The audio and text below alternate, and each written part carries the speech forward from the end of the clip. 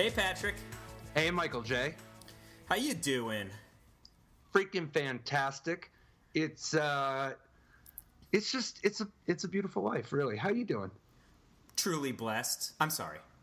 Hashtag truly blessed. Is this Michael J. Flores trademark ABB always be branding?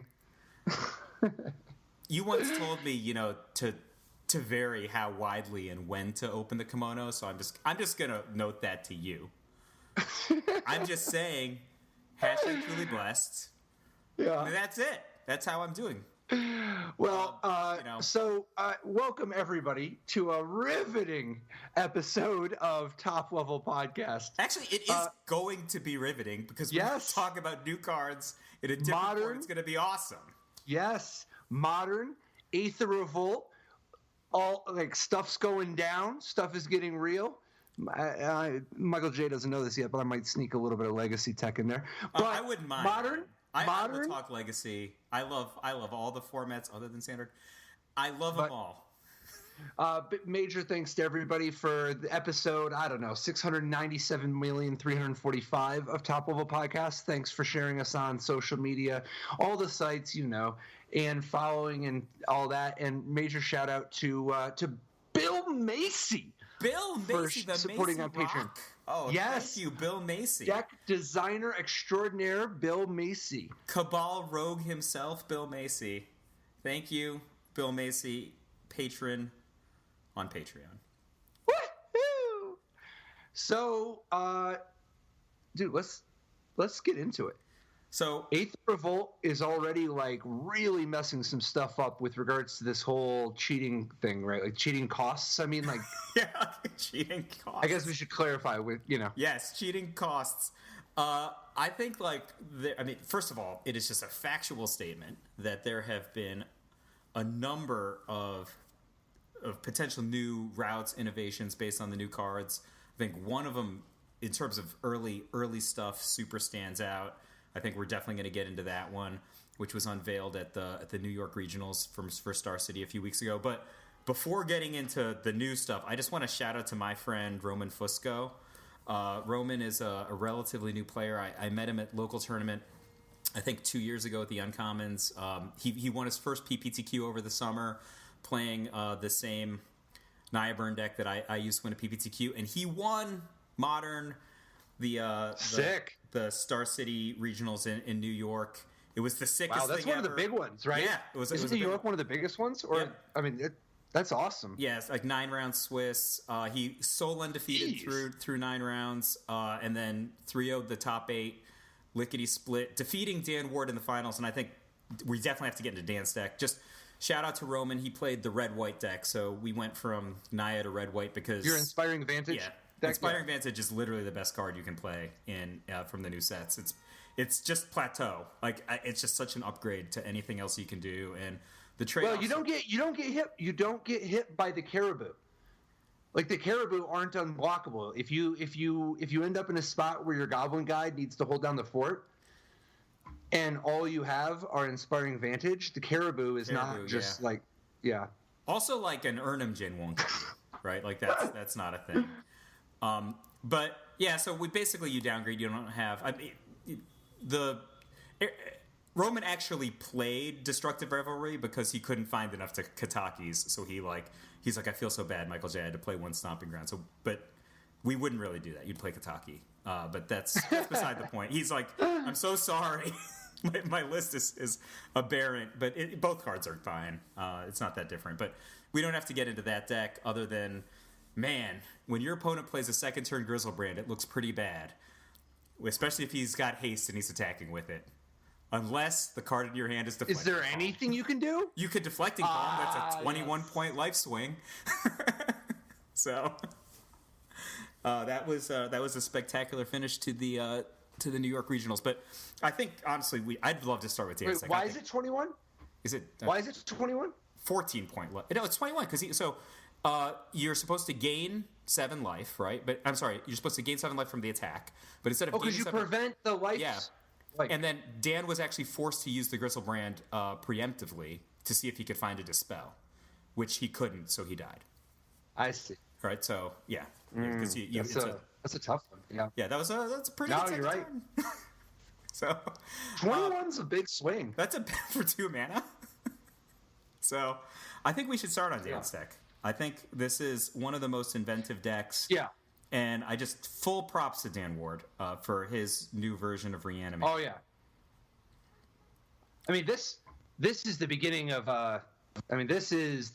of what could be very big things for the modern format. Like, it's not clear that the modern format can handle this. Oh, this deck is right. Like, it's not clear that it's actually not out of the question that some of the abuse stuff that he's doing here, it might actually be busted in Legacy. It's not clear, right? Like, this is super abusive, and it's not even clear this is the final form yet. No, so this is the alpha playing yes, this is literally Dan Ward shows up with the first entry, the first foray, and we talked about Kari Zev's expertise and the abuse potential. But Dan shows up, and on day one, boom, already finals of regionals using a very bold new Kari Zev's expertise with breaking and entering. Yep. And now the important thing to note here, Kari Zev's expertise, obviously the new card from Aether Revolt, 1 red, sorcery, untapping, gain control of a creature or vehicle until end of turn and gains haste. And you can play a spell from your hand that costs 2 or less without paying its cost. Something that's important to note, breaking and entering works a little differently than a lot of breaking and entering specifically with Kari Zev's expertise works a little differently than it has with previous I guess cost cheating mechanics. So breaking and entering it's a fuse card. You know, the split cards you can play both sides if Back you pay of Dissension, right? Right. So you can So breaking is a 2-mana spell. It's a 2-mana sorcery for black and a blue, and entering is a 6-mana sorcery for 4 black red. But because breaking costs 2, you can cast the card. So Kari Zev's expertise says you can cast a card with converted mana cost 2 or less from your hand without paying its mana cost. So you cast the breaking half, but then you just cast both halves because big cheats. Breaking puts the top 8 cards of your deck on top. It's your graveyard. target player's deck. So yeah, it's probably yours though, right? In this case, Usually, yeah. and then entering is put a creature card from a graveyard onto the battlefield, and it gains haste, which is spectacularly powerful, right? So to be doing, especially like if you're going to cast it off of a Kari Zev's expertise, where you're getting a threaten at the same time, right? So that's like a tremendous amount of offensive power there. Now, it's important to note the reason that you can do both halves is because Kari Zev's expertise lets you play the card from your hand without paying its cost.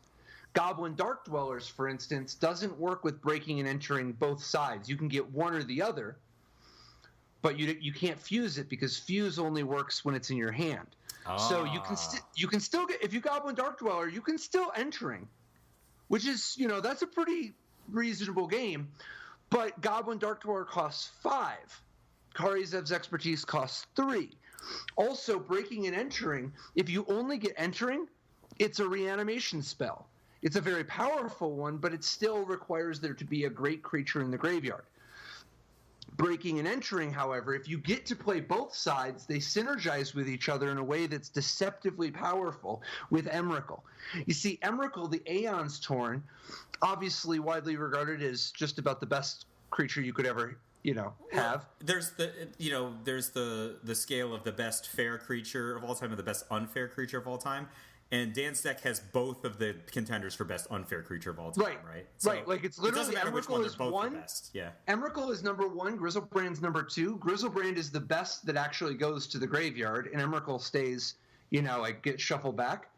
But the thing about Emrakul is that the shuffle back doesn't happen until the spell gets a chance to finish resolving. Yeah, it's not fast. So if you breaking and entering, because you go, Kari Zev's expertise maybe on turn 2 because of Simian Spirit Guide. If you go Kari Zev's expertise.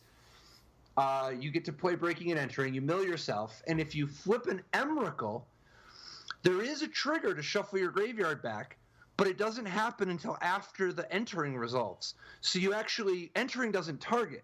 Entering just makes it so that you can choose a creature from a graveyard. And remember, it's any graveyard, not just yours. This is important to note because sometimes you might just miss. Like when you have 4 Emrakul, 4 Grizzlebrand, you're only 71% to hit one of the 2 of them. So sometimes you might actually be in a spot where you actually are just like, okay, I guess I'm just going to get my opponent's Tarmogoyf or something, you know? I mean, it's not going to come up too much with this specific deck, but you can looting away a Grizzlebrand or something that from earlier in the game. But it's just the point of all this is that it's important to note that you don't choose what you're reanimating until it resolves. You might even just be like, well, I have a Grizzlebrand in my graveyard already, but if I flip an Emrakul, I'll upgrade. So you get the Emrakul in play because of entering, because it doesn't get exiled until the trigger resolves. And it's important to note this doesn't work with Progenitus. Emrakul's shuffle back ability works differently than Progenitus's shuffle back ability. So you can't actually do this with Blightsteel Colossus or Progenitus. Because they never go? They have replacement abilities instead of triggered abilities. And so another thing that's interesting is that, well, first let's figure out, talk about what's happening. Quick question. This is contextually driven. So in some cases you'll do one thing, in some cases you'll do a different thing. But do you think that, generally speaking, if you've got a Grizzlebrand in your graveyard already, and your opponent is above 15 life, right? And if it's relatively early in the game, especially if they don't have a requisite number of permanents yet, or is typically your bias to take an Emrakul if you conditionally get the Emrakul rather than just getting the Grizzlebrand like you would have originally? Yes. Yeah, because of the more damage, because of even a small amount of Annihilator? A combination of Annihilator 6 and but here's the important thing. Remember, with Goryo's Vengeance, it works totally different, because through the Breach and Goryo's Vengeance, you get so used to only hitting your opponent one time. Oh. Breaking and entering, you get to keep it. Oh my gosh. That is, you know what I want after hitting my opponent with an Emrakul on the second turn? Right, you can't to lose. Still have it. How you insane can't is that? I mean, it's also tough to lose if you gain 7 life and draw like 14 cards. That's pretty hard to lose. They could path it. They could path it. It could happen. Yeah, right. You're right. Yeah, but if you just have Emrakul, they are in bad shape. You already annihilated them, put them to 5 or less. Well, and it has protection from almost everything, right? Right. What in the world are they going to do? Of course. You're right. I just completely blanked on the fact that you don't lose the Emrakul. Because it's ridiculous that you would keep the Emrakul. It would be ridiculous if you didn't keep the Emrakul. Yeah, it would also be very good. Like, Through the Breach is, like, pretty insane with Emrakul. It's just, like, crazy powerful with Emrakul. And that one costs 5, and you don't get to keep it.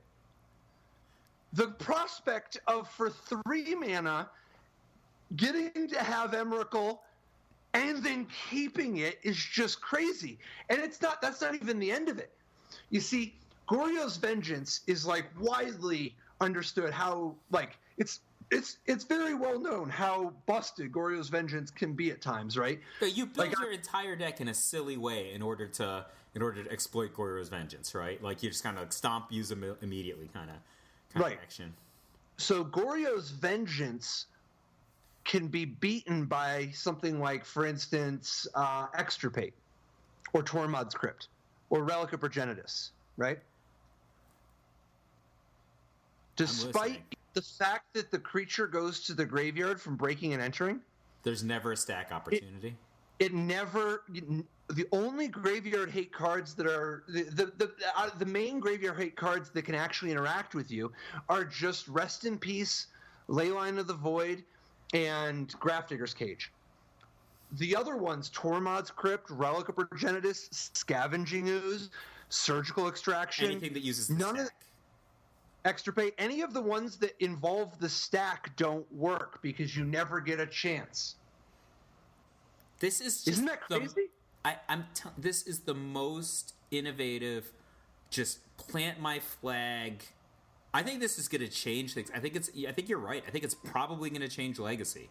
this is clearly going to become one of the dominant modern strategies.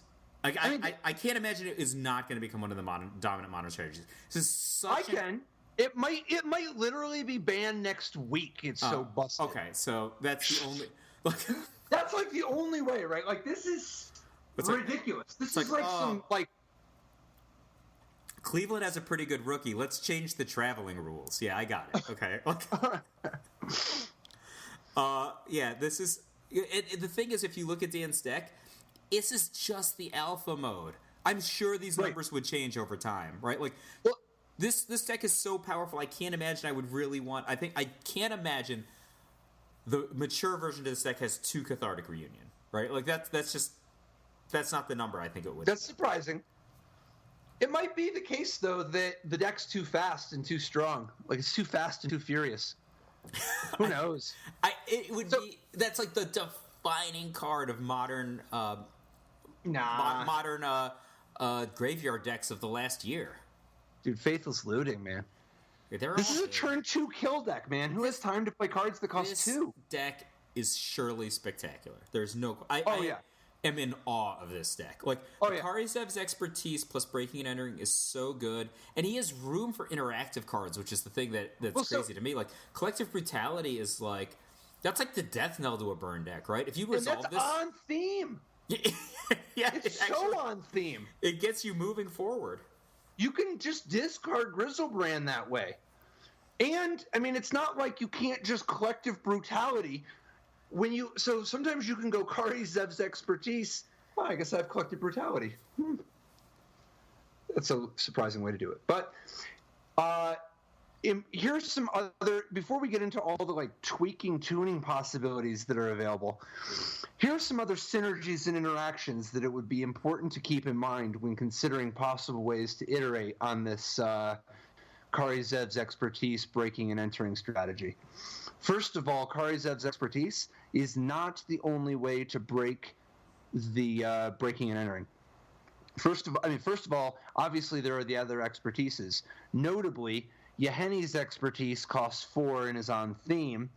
On color. On color. And then Saram's expertise, if you end up playing a different style, Saram's expertise is proactive and lets you do it for just 1 mana more. So both of Yeheni's expertise and Yeheni's expertise, you might just be interested in more expertises, and that one doesn't require a target the way Kari Zev's expertise does. But in addition to the expertises, and of course if you want, you could play Barrel's expertise for 5, and you could play the green one, Rishgar's expertise for 6 if you really wanted to. It's pretty sick to draw 15 cards from your Emrakul. But I don't think it's like you got a Grizzlebrand. But Yeheni's expertise is actually a card that Dan Ward made use of in his sideboard. So it's definitely already, showing up a little bit there. But there's actually another way. In addition to the expertise cycle, Brain in a Jar is an option that I think is kind of interesting. It's a card that I don't think has been very heavily explored, partially because of just modern exploration from the past year is like spotty, just in different places. But partly because until Kari Zev's expertise, there wasn't another way to reliably play your breaking and entering. So Brain in a Jar can actually do the Kari Zev's expertise trick. You have to do it over the course of 2 turns. But what you can do is on turn 2, you can just play your Brain in a Jar. Your opponent thinks the coast is clear. Of course, they're just thinking, like, what kind of joker just has a Brain in a Jar, right? But then you Simian Spirit Guide your Brain in a Jar and activate it on their end step. And you can play something or not, who cares? But then you untap, and on your turn, you activate Brain in a Jar again. And when you've used the Brain in a Jar the second time, it lets you play a card that costs 2 for free. And in this case, you play Breaking and Entering, and you do both sides since it's coming from your hand, and it's the same sort of thing. I love that Simian Spirit Guide implementation. It's just basically what Simian Spirit Guide does, right? Mm-hmm. You trade essentially 1 card for a small amount of acceleration, which is literally the same thing that's happening in the scenario that you described, and it's so exciting because the opponent probably thinks, like you said, oh, who's this Joker, and they'll tap out or something on their turn because they think the coast is clear. I just wanted to point... It's turn 2, incidentally. Who thinks they're going to lose? You know what I think is super interesting is that you have a situation in the format, like, it's super believable that someone would just play a Tarmogoyf on the second turn, right? And you go... Not only believable, but that's one of the primary strategies. Like one of the main things people would want to do. Grim Flayer or Dark Confidant or Tarmogoyf, something. I think Grim Flayer is a good example because he's about to have a lot of power. But even some of these Eldrazi that are pretty big for relatively quick get out there and just go Kari Zev's Expertise lethal, right? Like you could easily imagine somebody playing a Tarmogoyf and you go Kari Zev's Expertise kill you, like right? Oh, out of nowhere, right? Nice 17 life, nice 19 life even, depending on how they fetch their lands. Well, I mean, even potentially more, right? Like after you breaking and entering yourself. I mean, either you're hitting Grizzlebrand and you've got just so much stuff in your graveyard that it's like a big game, or you're hitting Emrakul, and in that case, I mean, you have Emrakul plus the power of whatever. Yeah, like if it's Grim Flayer, that's 2, and if it's Tarmogoyf, you're not going to hit him for any damage, but you still have the Emrakul, so... Wait, don't you have a bunch of cards in your graveyard? Not because of the Emrakul trigger. Oh, you're right. They have some cards in their graveyard. You can get, like... 1, I guess. Like, you'll have, like, Kari Zev's Expertise. This is a small thing. No, I guess not. Yeah, go ahead. No, but it's less exciting than I thought initially. But this is a small thing, but I think it's probably relevant, is that when you target a Reality Smasher with the Kari Zev's Expertise, it can actually help you out, right? Like, you could just discard a card that you want to reanimate. Like, that's cool, right? Yeah, I mean... You can actually go Kari Zev's Expertise, steal your Reality Smasher. To pay for it, I'll discard this Grizzlebrand. The card that costs 2 or less I'm going to play is Goryo's Vengeance. Yeah. That's like... Actually, it might even... Yeah, I mean, that's pretty sick. Yeah, I think that is bananas. It's pretty... Well, I don't know if that's bananas. I don't know what that even means, but that's pretty niche. However, it is sweet and awesome and is suggestive of there being even more, like... ways to maneuver, technology you can come up with to get even more mileage out of these cards. I mean, things you might want to know, angles you might want to explore. I think that stuff like that comes up in tournaments, though, right? Like people say that there are games that no one could have won this game. Only John Finkel could have won it. No, anyone could have won the game. You just have to look for the thing. And be born Luis Scott Vargas or Paulo or Kai. Yeah, there's no one who could win. No, you could have won. Just look deeply at the situation. So actually, there's even more. So in addition to Brain in a Jar and the other expertises as options to consider for ways to also fuse your cards without paying, it is so weird, by the way, that that's the way the rules work. But I don't make. When they designed those cards, they didn't know these other cards existed. Like they weren't born yet. They weren't the glimmer in their daddy's eye yet. I don't know, man. I don't know. That's the weasel's way. So. There's another breaking and entering style fuse card that's super, super big effect that normally you wouldn't really super want to pay 8 mana for. However, you might be willing to pay 3 mana for it, and in fact do a little bit of work to make that the case. If you use Kari Zev's Expertise in order to cheat down a Beck and Call, Beck and Call is the one that it's a split card. You can either pay blue and green to make it so that whenever a creature enters the battlefield this turn, draw a card. And then the other side is 4 blue and white. You put 4 1/1 flying tokens into play. But this one's not like Glimpse of Nature. Glimpse of Nature, you have to actually cast the creature. With Beck and Call, you actually just have to there just has to be a creature that enters the battlefield. So you would Beck and Call and then make 4 1/1s and then draw 4 cards. And so, like, if on turn 3 or turn 2 you Kari Zev's Expertise and you draw 4 cards and make 4 1/1s, that's something. Like, that's a pretty big effect, right? And if you just have is that a pretty good synergy with Stram's Expertise, actually? It's not as good as you'd like. They happen in the wrong order. but it can be good. Like, for instance, what you could do is you could potentially Ceram's Expertise after casting just Beck, if you have like 2 Beck and Calls in your hand. But it's not gonna. It's awkward the way that it lines up. But sometimes it'll work out. It's probably just awesome enough the way that you would be getting the cheats. Like, you're still getting 7 power. But sometimes you might, whatever it is that you're using to take advantage of all these 1/1 flyers, you might also use to take advantage of the Ceram's Expertise tokens. So, like, for instance, I'm interested in Jeskai Ascendancy powering up both Ceram's Expertise and Beck and Call tokens, for instance. Now, another important thing that you got to keep into mind with Beck and Call is that it's not just you.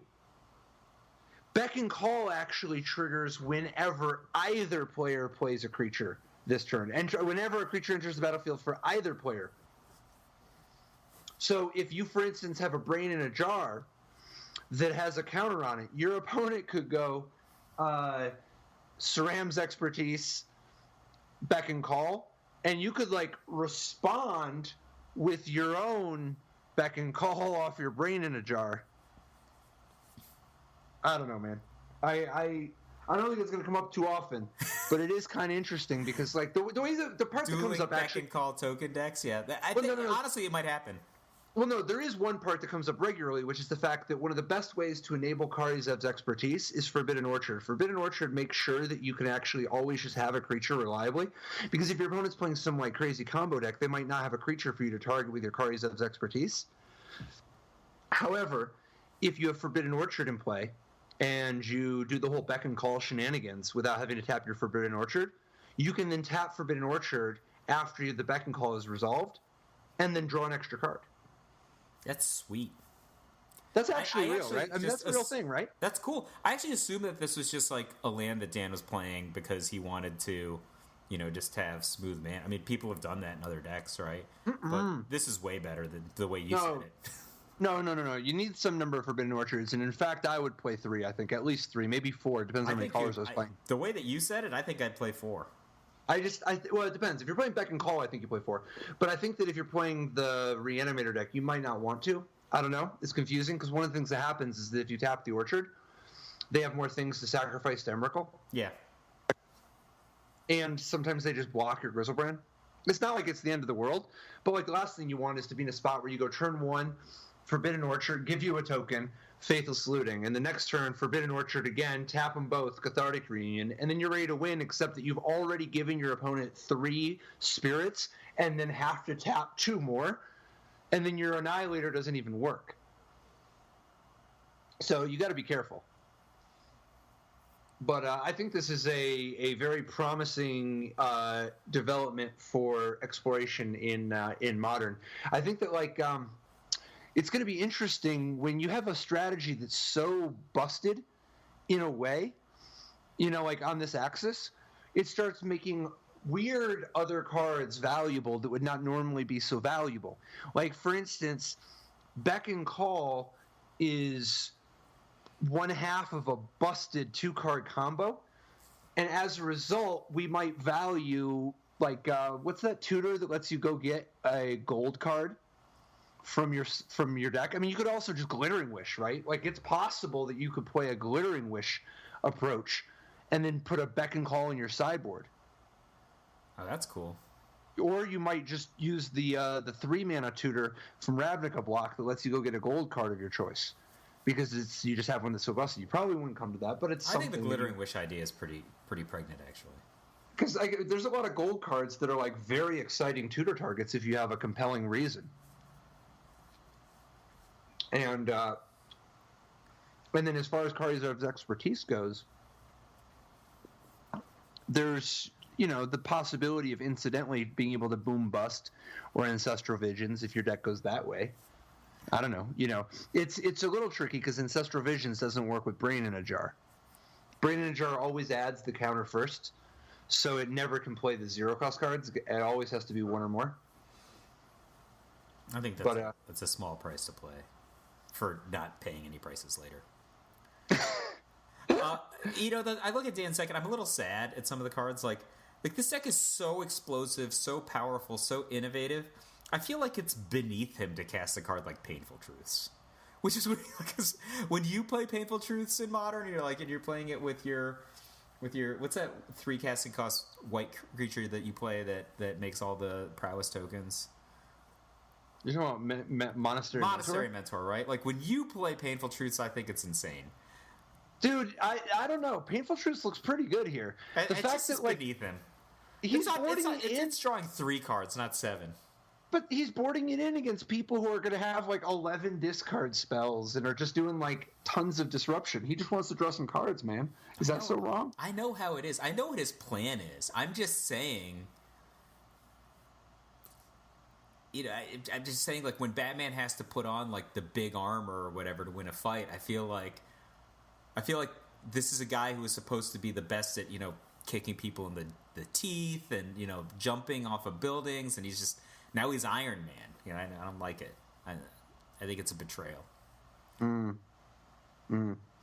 right, dude. One thing that we have to discuss: Fatal Push. Fatal Push. What do you think about Fatal Push in Modern? Actually, that's actually a note I want to make about Dan's deck in particular. One of the things I love about this deck, and I know that I'd say the premier removal card in Modern is probably still Path to Exile, right? 1 mana kills almost anything. Nope. It's not? Nope. You think Fatal Push now? Yep.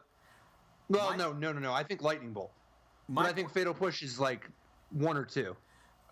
My point on this is that one of the reasons I like this deck so much is that it just ignores Fatal Push, Abrupt Decay, like Searing Blaze, like the kind of cards I like, just ignores. Who cares?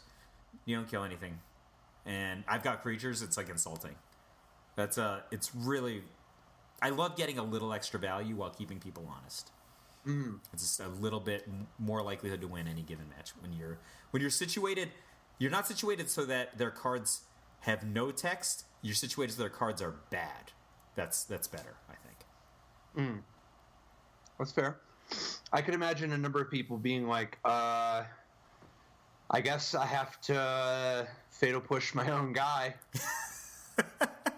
You got to be careful. No, it sounds like a joke, but like your opponent can fizzle your Kari Zev's expertise. If you counter all the targeted text, all the non-targeted text is also countered.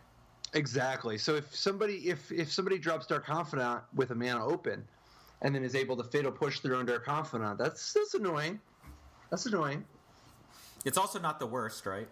It's definitely not the worst. Like they literally just killed their own creature.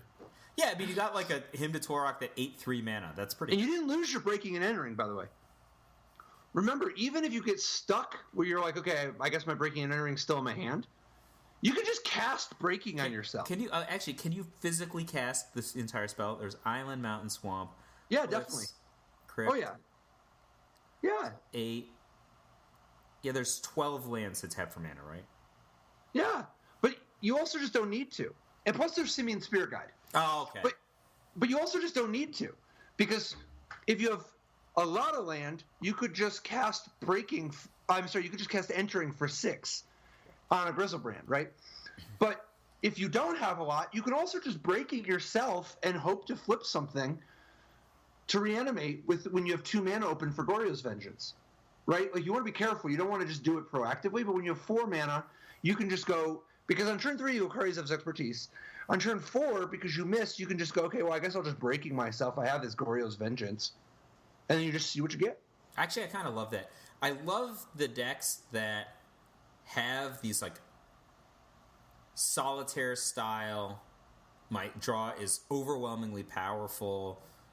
You better have exactly the right answer with a limited number of draw steps in front of you, or I'm going to get you. I love those decks even more when they have all these like different elegant angles of playing properly, right? Like if everything doesn't go your way, but you're like, oh, I'm actually just going to get to 4 mana and play, Breaking and Entering and Goryo's Vengeance in the correct sequence. Ta-da! Like that's, I think it's like, kind of cool. For what it's worth, I actually think that this deck is could really stand to have a 9th Boom Boom. Like the first Woolamog if you put an Ulamog, the Infinite Gear, or Infinite Gyre, whatever, if you have an Ulamog as your 9th fatty, it's not just that you can like increase the odds on breaking and entering flipping, although that matters because like right now, if you just blind breaking and entering, you have a 71% chance of hitting one of your like game winners. But if you adding even just a single one more gets you up to like 77% or something, and that's a big difference. That's like a 10% increase. I get a 9% increase, but it's not just that. It's also the fact that you have both through the breach that you want to make stronger, and also access to so many cards like Faithless Looting, Collective Brutality, and Cathartic Reunion that let you put the extra fatty to use, like to turn it into a real card if, stuff's not really going that well. So you think that the original Ulamog is the one to go with? Yeah, I think Annihilator 4 is just way better because, like, if you use the new Ulamog, you don't get Annihilator 4, and that's the extent of it. I mean, the new Ulamog will stay in the graveyard, so you can like Goryo's Vengeance it back, but it's really not very good to Goryo's Vengeance because you just hit them for 10 and then you have nothing. Whereas, like, the Ulamog from before is a 10/10 indestructible that also destroys their entire board. So I don't think it's close. I'm just wondering if there's something other than an Eldrazi legend. I think Ulamog is the best one you can do. I think if you like, so the worm, the spine, the World Spine worm is weird. Right, because like the 15/15 that dies into 3/5/5s, because like it doesn't die, nor is it a legend, right? Like, I mean, like, I don't know. I think that you really want to make sure Goryo's Vengeance is good. Yeah, I'm just thinking about who I might want. Like, there's probably very little utility to having a castable guy, right? I mean, it would depend on how castable. I mean, like, New Emrakul is actually, like, approachably castable. Probably but, like, not. You need to destroy their board. If you just hit somebody for 13, you haven't, like, necessarily won. Also, a card that costs 7 is not castable. I guess we're talking about modern. The games are so explosive, like, the flashpoint is by turn 4, right? Yeah, I mean, this is a turn 2 kill deck with almost no interaction. If you don't if you don't win in the first 4 or 5 turns against a fast deck, you're probably going to die. Like, I don't know. I think you just really need to destroy their board. I think that Annihilator 4 and being a legend are 2 unbelievably compelling attributes. Okay. But I don't know. I mean, maybe there's something else. No, I mean, look, there might be a better shot. I think that an Eldrazi legend is probably the best one, right? Like, but I hadn't thought about Fatty Boom Boom. So, in addition to a 9th Fatty Boom Boom, as we've said, there's all these questions of what sort of interaction to have. But I do wanted to talk about Fatal Push for a minute, if we could, because even though you can use Fatal Push in a deck like this is not where Fatal Push is at its best. I'm interested in how Fatal Push interacts with, like, Grixis, Jund, Abzan, Blue-Black, Fairies, Black-Green. There's, like, Black-White. There's so many places. I mean, Fatal Push is... There is a reason Fatal Push is one of the most expensive cards in this set, despite being an uncommon. Fatal Push is just, like, a revolutionary card. Right, I mean, when was the last time we had a removal spell that was this big of a deal? Alpha? Nah, I mean, this is like Path Exile level, though, right? I mean, I think contextually it depends, right? If a deck like Dan's becomes really, really popular, right? In excess of low double-digit percentage, then Path Exile is way, way better. But I think unless that's the case, it's probably better. Why? What are you going to Path? That's what I'm saying. Crystal Brand? No, the Path is not better. Then Fatal Push is almost always better. I don't know. Is that the answer? You know who Path is better against? Tasigur. And I think it's actually an important point. I think that Grixis and blue-black, and basically anybody who can, like, you know, has a lot of the... basically any blue-black X deck would do really well to give extra thought to how much Tasigur and Gurmag Angler are beneficiaries of the new Fatal Push world. Fatal Push is making it so that creatures that cost 2 or less are much worse than creatures that cost 5, for instance, in terms of like vulnerability. And not even 2 or less, 4 or less. Tasigur and Gurmag Angler will often come down on turn 2 or 3, but unlike other cards that cost 2 or 3, they don't get killed by Fatal Push. Plus, they get to use Fatal Push. Patrick, let me ask you a question. Yeah. Just on that notion of playing some variation of blue-black, one of my favorite cards to play in that kind of a strategy is Spell Snare, right? So yeah. I think you're probably also a fan of Spell Snare. Oh, yeah. If somebody casts Kari Zev's Expertise and then they choose to play Breaking and Entering as their 2 or less freebie, can I Spell Snare? Do I have an opportunity to get that? I think so. All right. I think so too. I hope we're right. But because I feel like, you know, now I'm excited to hear about Tasigur Fatal Push decks. I think that's pretty cool. But no, in all seriousness, you can. So when somebody plays a Breaking and Entering, it has its converted mana cost is 2, and its converted mana cost is 6. It's like one of those deals like Devoid, where the mechanic is that it's lying to you. Yeah, it's weird. It's weird. But it does work. But it's funny because, like, you know Disdainful Stroke? Disdainful Stroke also counters Breaking and Entering. Nice. I love Disdainful Stroke, too. Yeah. Yeah, it's a sweet card. Dude, when are we going to get Prohibit back? Prohibit is like the Fatal Push of counterspells. Brian Kowal invented Prohibit like way back in the like early 70s. Is that the one that was a 1 in you counter a target spell that costs 2, and then but if you kickered it to 2 or less. 2 or less, yep. Right? But if you kickered it to 4, you could counter something that costs 4 or less. Yeah, if you pay 4, if you pay 3 in a blue, you can counter something that costs 4 or less. I feel like that was been able to counter anything at that point, but no. Would have been way too good. Well, it depends. Compared to Counterspell, no. By modern day standards, that card would be amazing. Yeah, Think about how good Prohibit would be these days. Kowal, I want to say he qualified with a black, blue, green deck, right? The first or second week of Invasion. Oh, yeah. With that deck, yeah. But anyway, Spell Snare definitely does some damage to. Spell Snare is a card that's gained a lot of utility because of the Breaking and Entering, like how important it will be to counter a Breaking and Entering. It's not a bad spell anyway in a format of, I don't know, Tarmogoyf, Spellstutter Sprite, Bitter Blossom, Arcbound Ravager, Eidolon of the Great Revel. Yeah, lots of stuff. I mean, it's awesome. Cathartic Reunion. Woo-hoo! So, good. I think I might just be converted to a blue-black control player just based on the last sentence you said. Because the idea of Spell Snare and Cathartic Reunion is about the greatest thing. I'm going to draw like a painting of that and put it on my ceiling. Like, so here's another one you can do. Now. You can also Spellstutter Sprite somebody's Breaking and Entering if you have a Mutavault in play.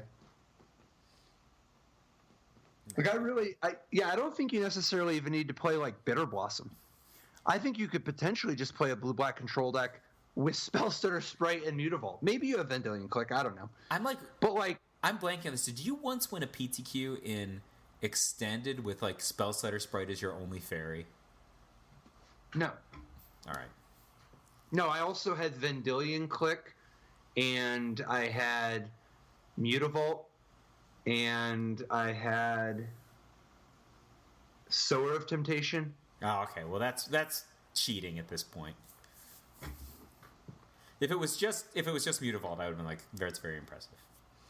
Oh well, I'll try to impress you more. What I'm saying is the difficulty setting on your tournament win wasn't levered up high enough. Sure. We need to increase the difficulty setting. So, dude, blue-black control has like lots of sweet things going for it. In addition to the fact that, you know how before it was like you have to play either red or white if you want to have 1 mana interaction. Like if you want to have something worthy. I mean, maybe you can play a Murderous Cut or a Dismember and get part of the experience, but it's not the same thing when they play a Goblin Guide. Right, when they play a Goblin Guide, you can't just call your Dismember a 1 mana removal spell. You can't just call your Murderous Cut a 1 mana removal spell. But when you have 4 Fatal Pushes, as you should, suddenly, you know, all bets are off. Like it's such a change in the balance of power. Yeah, I don't like that. I don't like it when I attack with my Goblin Guide and sometimes they turn over a land and then they kill it before he hits. I feel it's unfair. I don't like it. Yeah, I don't think you should tell our listeners to do that. That hurts my feelings. Well, here's the thing that's going to be on the other side that you might actually enjoy as a Goblin Guide connoisseur. You know who has traditionally been a little bit rough for Goblin Guide? Core Firewalker. Core Firewalker is a big-time loser because of the printing of Fatal Push. Because before... one of the reasons you could help justify, because Core Firewalker, amazing card against, you know, like a red aggro deck. Not so good against most other people. However, one other thing you could do with it, extraordinarily bad against everyone else. Not everybody, because you could bring Core Firewalker in against Grixis, because Grixis is a deck red actually. Right.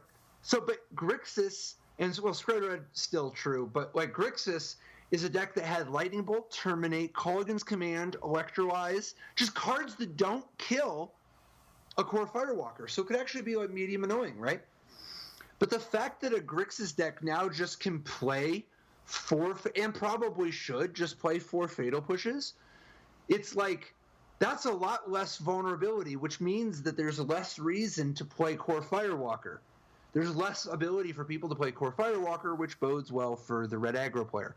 In addition, Master of Waves used to be the biggest haymaker that a Merfolk deck could play against a Grixis deck. Yes, I've been on the wrong side of that one. Yeah. Now, Fatal Push makes it easy for everybody to just have 4 main decked answers, not even counting whatever sweeper they might be into. I mean, just the way you're describing it, I almost feel like maybe there's a version of the red deck that just has, like, 1 black-red dual land or something, just so it can play cards like Fatal Push. What about Bump in the Night, man? I was actually thinking about that. I don't know Dude, once you... I think I might go that low. I'm not sure. Why not? I'm tempted. Why not? You're literally playing Lava Spike. You can't pretend that Bump in the Night is beneath you. I could play 4 Blackleaf Cliffs too. That would be. Oh yes, yes. I don't even know who I am anymore now. That's the way this has gone. Yes. All right, in 4 Blackleaf Cliffs. Done. So, some other technology for blue black. In addition to just how great I think Tasigur and or Gurmag Angler are in this new world. Hold on, just because you just got me on this thought. Not that it matters so much anymore, because Infect has obviously gone from being hands down the best deck to somewhere that's not the best deck. It's probably going to be viable at some level depending on if there's more bannings or anything. But before, when you were thinking about playing the red deck versus Infect's actually a good matchup for the red deck, but not like an overwhelmingly good matchup. Like it's not like an automatic matchup like Jund, but like the deck that you're just implying here could have access to 4 Lightning Bolt, 4 Fatal Push. I'm pretty sure that is an overwhelmingly good matchup. Not only can you probably should. Yeah, I think Grixis with 4 Fatal Push, 4 Lightning Bolt. That's going to be like. Or are you talking about like a red aggro deck? I think red aggro with access to Fatal Push after sideboarding is unbelievable. The way that you've implied it against Infect, and probably against like Affinity, like small creature, high damage output, linear aggro strategies. So here's another one for you. Going a slightly different direction. Slightly different direction. How much do you think, like, do you think there's any chance Treasure Keeper? Like, is there any way to make Treasure Keeper work with this breaking and entering stuff? So, like, if you have Treasure Keeper is the one from Aether Revolt, 4 mana, 3/3 artifact creature. When Treasure Keeper dies, reveal cards from the top of your library until you reveal a non-land card with converted mana cost 3 or less. You may cast that card without paying its mana cost. Put all revealed cards not cast this way on the bottom of your library in a random order. So if you kill your Treasure Keeper, I mean, first of all, you Cascade, right?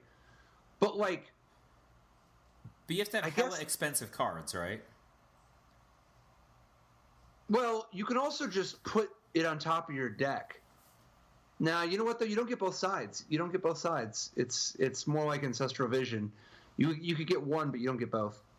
It's probably a non-starter.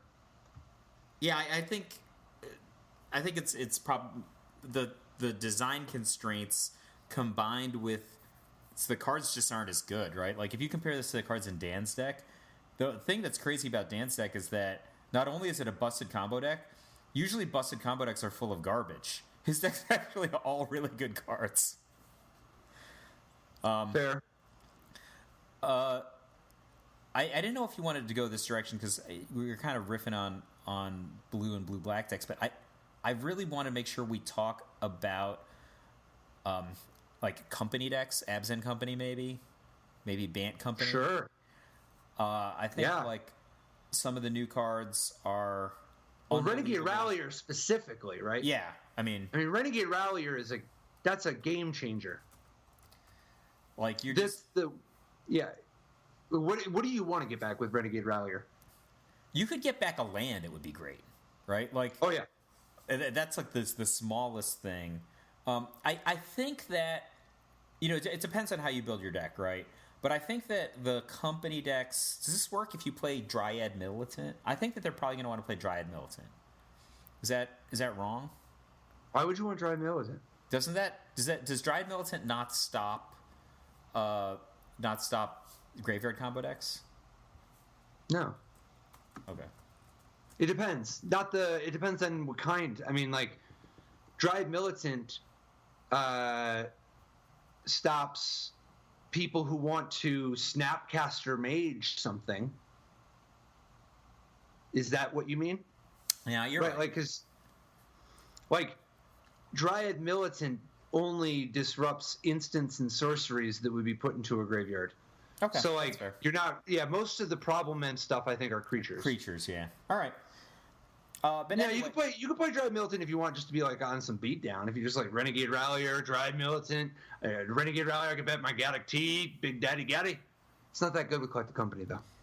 Gaddock Teague is Gaddock Teague a monster against breaking and entering or no? Yeah, I mean they can't entering. They can't through the breach or entering. That's good, right? They can now. What they could do is they could splice through the breach onto Desperate Ritual, right? I have no idea, man. I don't even know how all that stuff works. So, anyway, regardless, I think we should talk about Abs and Company or Bant Company, a lot of these different company decks. So let's start with Renegade Rallier in conjunction with just the like Abzan, Malira, Anafenza Kintry Spirit style of deck.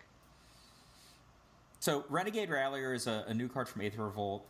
It's 1 green, white for a 3/2 creature, but the flash here is that it has the ability Revolt. When Renegade Rallier enters the battlefield, if a permanent you controlled left the battlefield this turn, AKA from a duel, like a Marsh Flats or something that you're breaking, then you can return a permanent with converted mana cost 2 or less from your graveyard to the battlefield. So you could get a land back, like we said, but you could get many different creatures back. You could get Unoffensive Kintry Spirit back. You could get Wall of Roots, Voice of Resurgence, Malira Sylvaka Outcast. So just a basic implementation of this creature is if you're trying to set something up where you have a multiple creature sequence that is going to be the combo of your deck and somebody kills one of them, you could play or company your Rallier to get back a piece. Yep. Yeah, and in fact, I mean, that's like a even more common of thing now that there's more people using Fatal Push, right? Yeah. Like the more that people aren't pathing, the more that they're pushing, then you can just like, if they're like push it good, you can be like, oh, let's push it back, let's put it back, you know? Yeah, so like Fatal Push kills basically every creature card rather in a. Well, they can't just afford to, like, on turn 2, like you go turn 2, Malera, they can't just let it live, right? Like, particularly if you drop something else like a Viscera Seer, right? But they can't just, even in your Seer, I mean, like, if you go turn 1 Seer, turn 2 Malera, they have to kill whatever. And you just drop the Rallier and you get it back. So just for context, to make sure everyone understands how this works, Malera Sylvok Outcast is a creature that costs 1 and a G for a legendary human scout. It's a 2/2. It has 2 abilities. You can't get poison counters, and it's actually 3 abilities. I apologize. You can't get poison counters. Creatures you control can't have -1/-1 counters placed on them, and creatures your opponents control lose Infect. So if you're playing against Infect, this card is just insane, right? Because Infect creatures are good for one reason. They hit players very hard, but they're generally bad at other things. Like they're bad at fighting planeswalkers, for example. But this reduces Infect creatures to a much more manageable amount of hitting players. But when combined with cards like Kitchen Finks, so Kitchen Finks has the ability to persist, right? If it dies, it comes back into play with a -1/-1. Because you can't get -1/-1 counters put on your creatures, combining Malera Sylvok Outcast and Kitchen Finks with like a 0-mana source of sacrificing creature, for example, Viscera Seer, which allows you to sacrifice a creature to scry 1, allows you to create a loop, right? So if you have Viscera Seer, Malera, and Kitchen Finks, you can sacrifice Kitchen Finks to Viscera Seer to scry, and then Kitchen Finks will come back. Normally it will come back with a -1/-1 counter. Malera would prevent that, so you can do this any number of times and gain quite a bit of life. And set the top card of your library, which is probably going to end up being Murderous Redcap. Yep. I mean, you can also loop whatever else, right? Like, there's I mean, in general, you most commonly loop Kitchen Finks and gain as much life, and Redcap do as much damage. But like, once you're searching all the way through your deck, it's possible that there's some other specific thing you want to loop in a specific, in a certain context. Like, if you have Renegade Rallier, for instance, Safi Eriksdotter changes in value. So if you like cycle through your deck, it's possible that maybe there's some other loop that you end up doing. There's a lot of ways to do it, right? Because and did you know also Anafen's Kintry Spirit does similar things, can replace Malera, because each time the bolster counter can actually offset the -1/-1 counter from Kitchen Finks and Murderous Redcap. Yeah, so that gives you another route to creating a loop. Separately, of course, Unoffensive Kintry Spirit is actually just a great card in a deck that is producing, half the deck is small creatures and the rest of it is like Chords and Collected Companies. It's basically all creatures. Then you're just getting tons and tons of offense. Your plan B, like, oftentimes we say that some of these combo decks are like this degenerate thing that you can do, and then sometimes a horrible beatdown deck. This is actually one of the rare decks that is a pretty good combo deck and also a very good beatdown deck. Yeah, I mean, the ability to just bash when you're just playing, like, I mean, Malera, Anafenza, Renegade Rallier, these are just, like, you're doing some hitting, right? Like, in particular, Anafenza and then Renegade Rallier, because often Renegade Rallier will contribute 5 power to the board, and Anafenza gives you 2 now, but also is an implied, like, anthem over time. Yeah, absolutely. Here's a question for you. Is there any chance that Renegade Rallier, being a human, and Malera being a human, I mean, is there a way to potentially hybridize this with... It's too bad that the Viscera Seer is not. I think he's like a wizard. I guess he's a vampire wizard. A vampire. Yeah, he's a vampire wizard. But, like, if you have... enough humans, like, you could, I mean, Noble Hierarch, human, Renegade Rallier's a human. I mean, maybe Thalia's lieutenant could, like, is it possible you could get to, like, a space where Thalia's lieutenant is actually, like, doing enough work to be part of a backup plan? I don't know. I'm a little skeptical, just because, like, I mean, it's the same thing when I was saying about Dan's deck. I just don't have a huge interest in playing Painful Truths. I guess that's an okay backup plan, but Beatdown is already the backup plan of this deck, right? Like, the main plan is just, infinite them, either infinite life or infinite damage or infinite bolster counters, whatever it is. And the backup plans, it's already fine, right? You don't need to, I don't know, maybe having an 8 out of 10 as your backup plan is better than having a 7 out of 10 as your backup plan if the cost is low enough. Like, I just don't know if the cost is low enough. So here's an interesting one for you. Crypt Champion. 3 and a black, 2/2 double strike. When Crypt Champion comes into play, each player puts a creature card with converted mana cost 3 or less from his or her graveyard into play. When Crypt Champion comes into play, sacrifice it unless red was spent to play it. So if you Crypt Champion, you can get back your Renegade Rallier. And this is noteworthy because, I mean, obviously there's the Crypt Champion Safi Eriksdotter loop. Yeah, you need something, right? If you have Safi Eriksdotter and Crypt Champion, that creates an infinite loop, but that doesn't do anything. You need to have, you need to have like Altar of the Brood, Soul Warden. Soul Warden's good. On offense is probably good enough too, right? Like that's Viscera Seer lets you search all the way through your deck. Yep. So it's interesting that Crypt Champion Safi Eriksdotter is a loop, but you can also use Safi Eriksdotter with Renegade Rallier to create a loop. You can use, if you have a sack outlet, if you have Viscera Seer, you can use Renegade Rallier and Safi Eriksdotter and go through your whole deck, set your deck. You can basically just scry through your whole deck and get whatever you want on top. And also have as many triggers as you want in case you have something like an Altar of the Brood or a Soul Warden type of effect. Actually, so if Safi Eriksdotter... It doesn't need to be that fancy, Patrick, right? So what if you just had like a fetch land and a Noble Hierarch, right? And it's the end of your opponent's turn and they said go, and you're like, all right, sack my fetch land, cast Collected Company, and you got those 2 creatures. You could set your deck for the next turn, right? Like that's the... because like you can't do anything with it right now other than just go Safi and well, I mean, if you had like an Altar of the Brood or Soul Warden or something, I mean, there's a variety of ways you might be able to take advantage of it depending on what the rest of your deck is doing. If you had a trigger maker, yes. Right.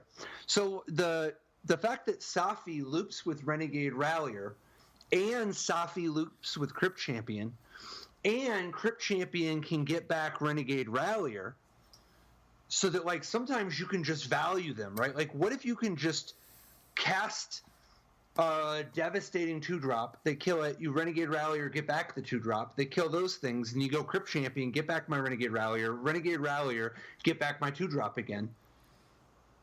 Right? Like, you could just be like, every turn, playing all of your cards from your graveyard.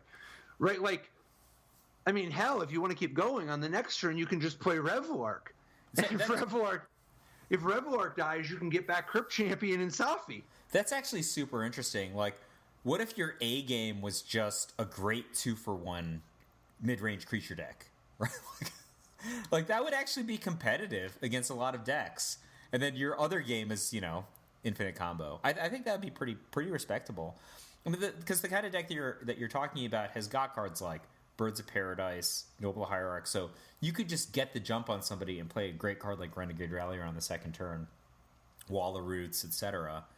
I mean, I think that's just respectable, right? Like, people just play these cards without going off, and they attack you over a couple of turns, especially when you have cards like, I don't know, Gavany Township.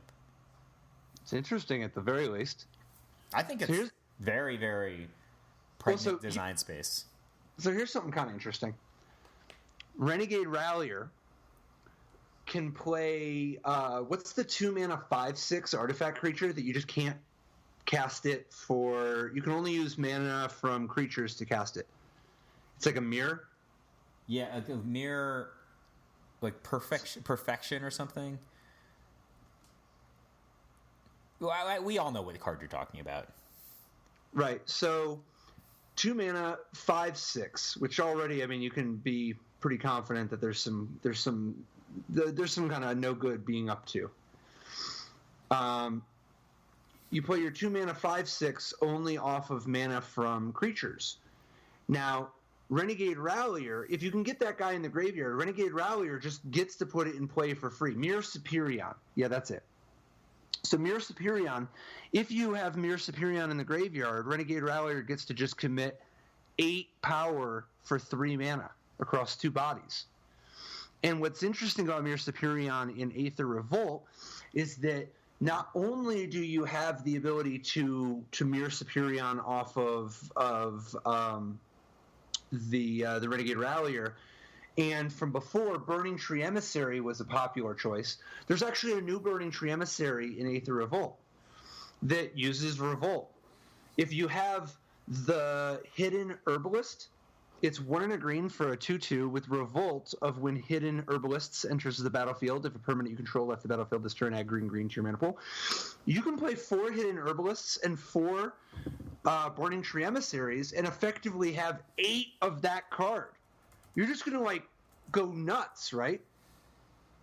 So, Hidden Herbalists and Burning Tree Emissary can both cast a Mirror Superion for free.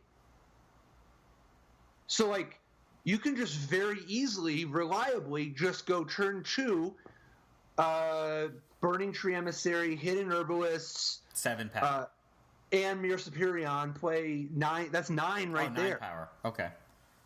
I mean, you could play even more if you just had more of these, right? Like the Hidden Herbalists begat each other, and the Burning Tree Emissaries begat each other. And then if you have the Mirror Superion, you could just play some crazy stompy deck that might just kill on turn 3 or 4. I mean, not for nothing, the card Collected Company is pretty good with Mirror Superion too, right? He's just a Tarmogoyf there that always lands, right? Yep. And then there's actually even a little bit more. I mean, I don't know that you would go to this level, but it's not out of the question. Rishkar Pima Renegade, our preview card from a little bit back, which has already proven itself in the standard format. Rishkar is a pretty good rate. You can play 2, so he's 2 and a green, obviously, 2/2 legendary elf druid. When he comes into play, you get to put 2+1/+1 counters down, which is conveniently enough to also play the Mirror Superior on that turn.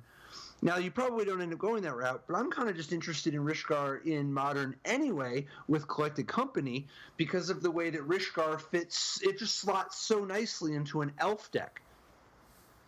Right? I mean, once you're just playing, you know the style I'm talking about with Priests of Titania. I mean the fair elf deck or an unfair elf deck?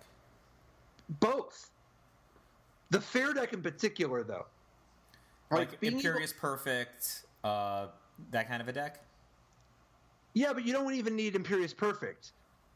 Right? You just play with if you have Azuri Renegade, right, and Rishkar Pima Renegade, and the one that's +1/+1 to all your elves and tap for tons of green. Elvish Archdruid. The Archbishop, Elvish Archdruid.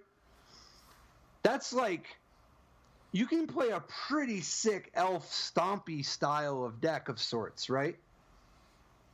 And it's not like there aren't other crazy elves. Narnim Renegade is green for a 1/2 death touch. But you get to Revolt, give them a +1/+1 counter. So if you just play with tons of fetch lands, Narnam Renegade is basically a Curd Ape with Death Touch, and it's an elf. So the thing that's always been super interesting to me about elves is contextually, if you're playing in a format where there's not a lot of cheap sweepers, right? Cards like Radiant Flames, for example, aren't popular. Elves has such a huge advantage because it has all these accelerators that in other contexts would be dying, right? Or your worst case scenario is people are trading you fair, like a Lightning Bolt or a Fatal Push 1-for-1 against your, whatever Landwar Elf variant you've got in play. But you never get flooded, and then you just have overwhelming offense if you just draw just a regular distribution of cards. You can draw 1 or 2 lands and just destroy. You could draw a Forest and a Pendlehaven for all of your lands and just explode. Yes. So here's one, though, for you to go even further, to dream a little bigger. You know who loves Rishkar Pima Renegade's abilities? Windy Constrictor? Nettle Sentinel. Oh. Nettle Sentinel with Rishkar Pima Renegade, you are doing it. That's a really big deal, right? I mean, it's just like this is what Nettle Sentinel always wanted to grow up to do. You know, like yes. If you're like little Nettle Sentinel's bedroom, he had like a poster. It's like, someday I want to tap for mana. Yes, and so the fact that obviously you already had Heritage Druid, right? But now you actually have Rishkar Pima Renegade to turn on your Nettle Sentinels early and often. And it's not like Nettle Sentinel and Narnim Renegade. I mean, these are some fine beatdown cards if you got to go that route. We're talking about a 2/2 for 1 that has additional abilities. And Narnim Renegade's a 2/3 Death Touch. Like, that's... And there's other ones, too. Like, I don't even think you go this low, but you might want Green Whale Liberator. It's a 2-mana 4/3 of the right type. Green Whale Liberator's an elf. Patrick, do you think this deck wants an overrun? Azuri. Definitely Azuri. Like, Azuri's your overrun. I mean, Azuri is amazing. If anything, you're also... You have plenty of Azuri overrun action, because of the fact that you, in addition to Azuri, have Court of Calling and Collected Company. Yeah, I was going to ask, do you envision this as being like a 30 creature, 8 spell, something like 20? No, more than 30 creatures. I think that your only spells, I don't know, it's possible that you get so crazy turbo that the Summoner's Pact becomes worth it. But my first thought is to play Collected Company, Court of Calling, 18 land, and 34 creatures. Oh, because so many of your creatures just fundamentally tap for G, right? Yes. You have 12 of those or something. And then you also just have the ability to do stuff like Heritage Druid and go nuts and play all your cards for free. And then you have 2 Azuris to win? I would guess you put, but I don't know. It depends. I can imagine. I think 3 is the first number I think that I would think of. But I could easily imagine 4 being right. I don't know. It depends on what the deck ends up looking like, because there's just so many amazing. If it's 4, you're talking about 4 of those 4 Archdruids, and then some number of Rishkars. I would guess 3 is my starting number on Rishkars. That's a lot of 3s. I would have gone a little lower. I would guess. It depends on how hard you're Nettle Sentineling. But personally, I think that I would much rather naturally draw Rishkar than naturally draw Azuri.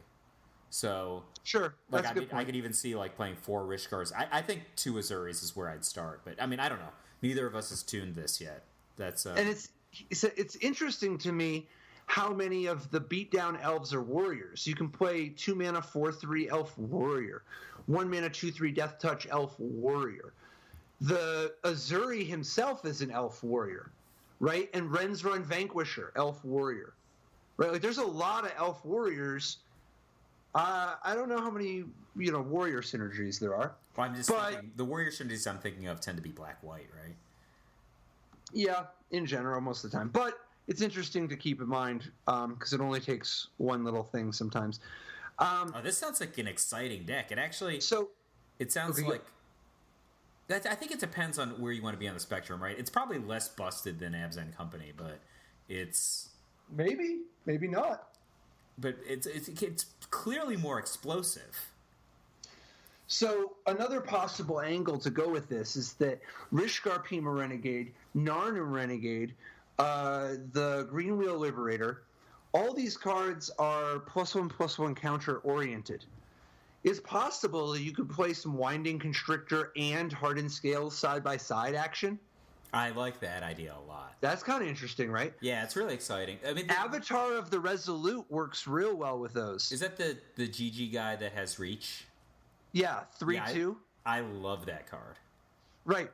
And if you have all these extra +1/+1 counter cards that you're already playing, I mean, Avatar of the Resolute's a pretty big game. Yeah, I like this. I think this is it's fantastic. I think Aether Revolt is maybe it will give us a really woken up modern format, right? I think modern, for all the tweaking that's been put into it, has It's kind of it's felt settled to me for a long time. I don't know how it's felt to you. Versus standard, which feels very settled, and I think that pending how the banning announcement goes, maybe it'll be really different in a short period of time. Who knows? Here's a few hits, if we can kind of, without necessarily even getting too deep into each of these. Here's some interesting pieces, food for thought. Whir of Invention, X blue blue blue improvise instant. Search your library for an artifact with converted mana cost X or less, put onto the battlefield, and shuffle your library. Whir of Invention for 3 mana is an instant speed way to search up a Lotus Bloom. And in addition to being able to search up a Lotus Bloom, if you have any artifacts laying around, some chromatic spheres and other various eggs, you can use Whir of Invention to go find a Krark Clan Ironworks. That's kind of interesting, right? Oh, it was not that long ago, I want to say, as recently as 2012 when Eggs was the top deck in Modern. Right. And then another one for you. SRAM, Senior Edificer. Of course, 1 and a white, 2/2 legendary creature dwarf advisor whenever you cast an aura, equipment, or vehicle spell, draw a card. Now with 4 SRAM, Senior Edificer, and 4 Pure Steel Paladin, you can just play 4 Retract, 4 Mox Opal, and then 1 Grape Shot and some Noxious Revivals, and then tons of zeros. And then just draw through your whole deck. Because there was already a Pure Steel Paladin deck, but it was pretty brutal when you had to try to just make do with the Monastery Mentor backup plan. Well, now you have access to SRAM, so that it's like you have 8 Pure Steel Paladins if you want. So this is one of the first decks I thought of when kind of applying Aether Revolt to Modern, because whenever you have 8 copies of something like this, Pure Steel Paladin and SRAM in this case, it kind of opens the door and it's like, oh, here's a synergy that we can set up with a high level of regularity. I had 2 things that I was a little queasy on. First of all, man, is it easy to disrupt with a lightning bolt or a fatal push, right? And then second of all, your deck is just all bone saws, and you can still fizzle, right? Well, no, but hold on. It's not actually as easy to break up with the lightning bolt as it might seem on the surface. Your deck has 4 Cathar shields, 4 Kite shields, 4 a quarter shields. Typically, if they play a land on turn 1, and this is setting aside Mox Opal shenanigans, but if you just tap out to play anything, if you Serum Vision on turn 1, by the time they end their second turn, they will often have a 2/11 with Vigilance, or a 2/13 with Vigilance that can also block flyers. Actually... with Pure Steel Paladin's second ability. Got it. So exactly. I was because you still have to pay 3 to equip it. No. If you have Metalcraft with Pure Steel Paladin, you can make him hella toughness. Yep. Got it. All right. Here's another one for you. What do you think of using where is it? Indomitable Creativity. X red. Destroy X target artifacts and or creatures for each permanent destroyed this way. Its controller reveals cards from the top of his or her library until an artifact or creature card is revealed and exiles that card. Those players put the exiled cards out of the battlefield and shuffle their libraries. So for 4 mana, it's like a polymorph, albeit a little tougher to cast, but it is red in case you don't want to put blue. But where things get funky is that you can pay 5 and get 2, or you can pay 6 and get 3. In addition, you can also target artifacts instead of just creatures, so if you end up with a random clue or something. So if you have Indomitable Creativity, you can just use your token makers, whether it's Spectral Procession or whatever, Dragon Fodder, anything. Whatever you want. And then you just Indomitable Creativity and get, Emrakul, something that gives haste, whatever. What about Dragon Lord Kolaghan? Sure.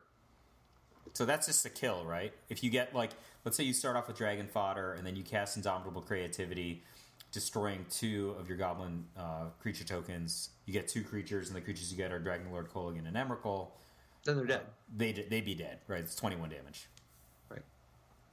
And you might even, I mean, who knows? You might even want the like World Spine Worm. I mean, it depends on what your backup plan is, but it's kind of nice to not just be stuck if you draw one of your two fatties. You know, Dragler Colligan is potentially castable. Oh yeah. Oh yeah. And there's some funny token makers. Like I actually kind of think it's interesting that you can play both birthing, spawning breath, like spawning breath and warping whale are two different 2-mana instants that can make a token if you need. But the token can be used for mana, so that if you're long on tokens, you can actually use it as extra mana acceleration to help power up your creativity. Yep. And Warping Whale, again, one of our previous preview cards.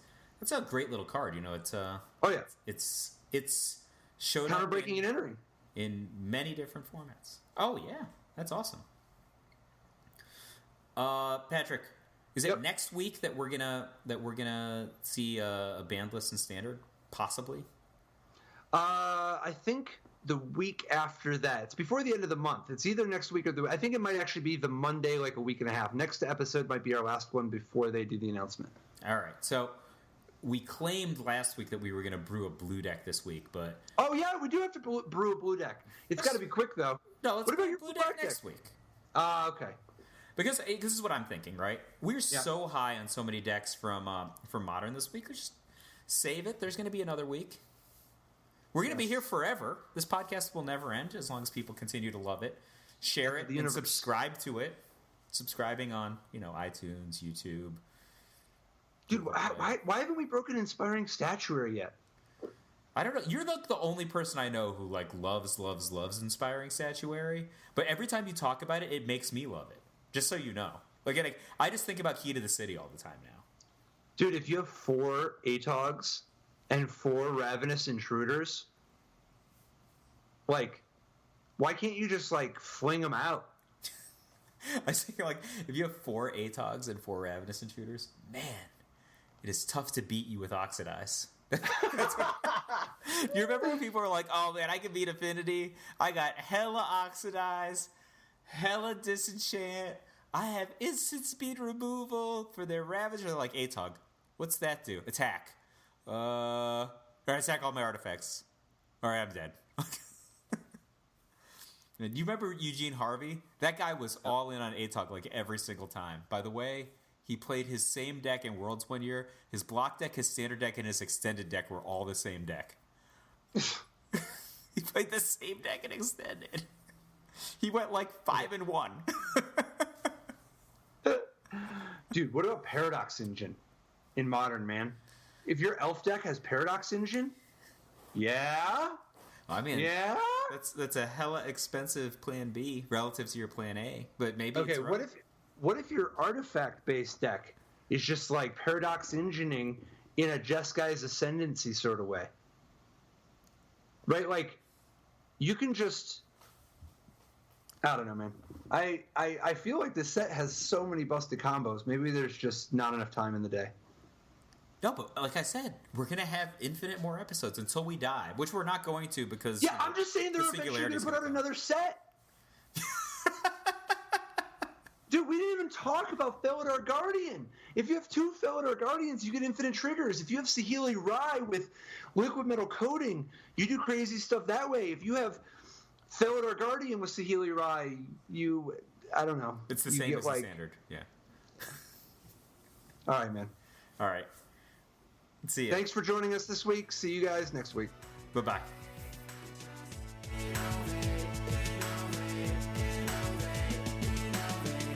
Life didn't work so great. Tried to play Dredge, it's a jailer hate. Ghostly prison waiting for my untapped phase. Your core trapped in amber stasis.